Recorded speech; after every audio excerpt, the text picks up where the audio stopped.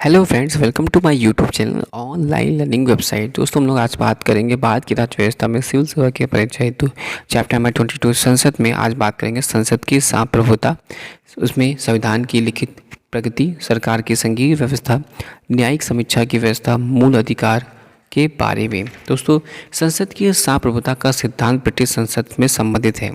संप्रभुता का मतलब राज्य की सर्वोच्च शक्ति है।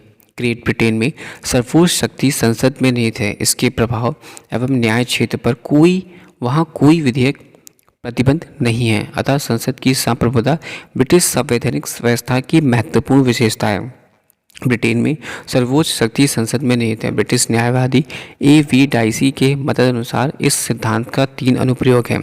पहला, संसद किसी कानून को संशोधित, प्रतिपादित या विधि को निराशित कर सकती है। ब्रिटिश राजनीति विशेषज्ञ डी लोमले कहते हैं कि ब्रिटिश संसद एक महिला को पुरुष और पुरुष को महिला बनाने के अलावा सब कुछ कर सकती है। संसद संवैधानिक कानूनों को उसी प्रक्रिया की तरह है बना सकती है जैसे साधारण कानून। दूसरे शब्दों में, ब्रिटिश संसद में संवैधानिक प्रभाव एवं विधेयक प्रभाव में कोई अंतर नहीं है। तीसरा, संसदीय विधि को न्यायपालिका अवैध घोषित नहीं कर सकती है जिससे वह असंवैधानिक हो जाए।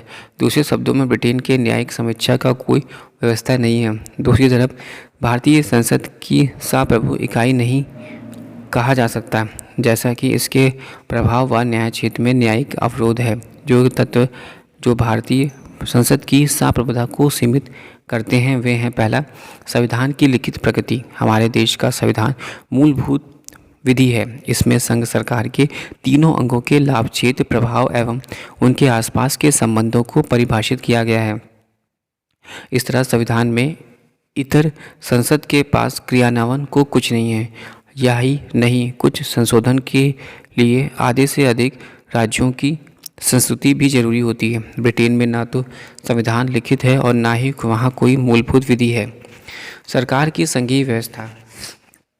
भारत में शासन को फेडरल प्रणाली है, जिसे बोलते हैं संघीय, जिसमें संघ और राज्यों के बीच शक्तियों का संवैधानिक विभाजन है। दोनों स्वयं को प्राप्त विषयों पर क्रियान्वयन करते हैं। अतः संसद की विधि निर्माण की शक्ति केवल संघीय सूची एवं और समवर्ती सूची के विषयों तक सीमित है, लेकिन इस शक्ति को राज्य सूची में विस्तारित नहीं किया जा सकता है। दूसरी तरफ ब्रिटेन में सरकार की एकात्मक व्यवस्था है। इस तरह शक्ति केंद्र में निहित होती है। तीसरा, न्यायिक समीक्षा की व्यवस्था। स्वतंत्र न्यायपालिका के साथ न्यायिक समीक्षा की शक्ति हमारे संसद की सर्वोच्चता पर रोक लगाती है। उच्चतम न्यायालय एवं उच्च न्यायालय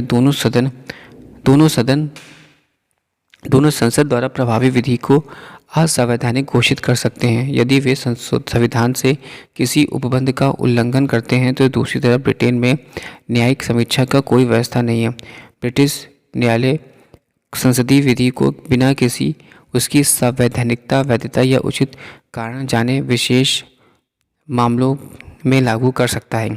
चौथा पॉइंट, मूल अधिकार। संविधान के भाग 3 के अंतर्गत न्यायोचित मूल अधिकारों की संहिता को शामिल कर संसद के प्राधिकार को सीमित किया गया है। अनुच्छेद 13 राज्य की किसी भी ऐसी विधि को बनाने से प्रतिबंध करता है जो मूल अधिकार के किसी भाग या इसे पूर्ण प्रतिबंध करता है रूप में निरसन करे।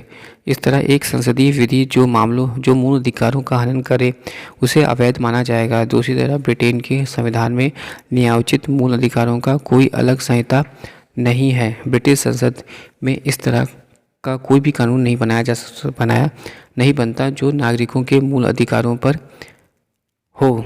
इसका मतलब यह नहीं है कि ब्रिटिश नागरिकों को अधिकार ही प्राप्त नहीं है। यद्यपि वहाँ अधिकारों की गारंटी चार्टर नहीं है, लेकिन ब्रिटेन में विधि का विनियम होने के कारण अधिकतम स्वतंत्रता है। तथापि हमारी संसद में संगठनात्मक एवं नाम वाली पद्धति उसी तरह है जैसे ब्रिटिश संसद, परंतु दोनों में काफ़ी अंतर है।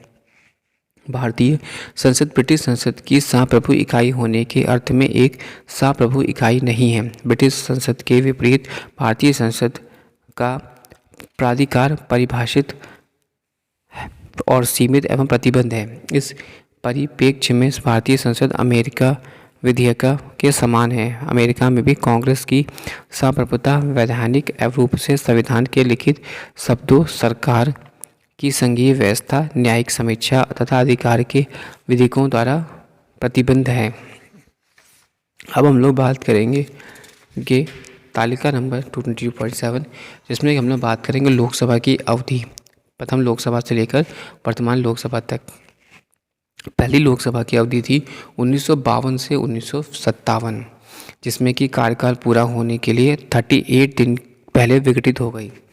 दूसरी लोकसभा थी 1957 से 1962, इसमें अपना कार्यकाल पूरा करने के लिए 40 दिन पहले विघटित हो गई।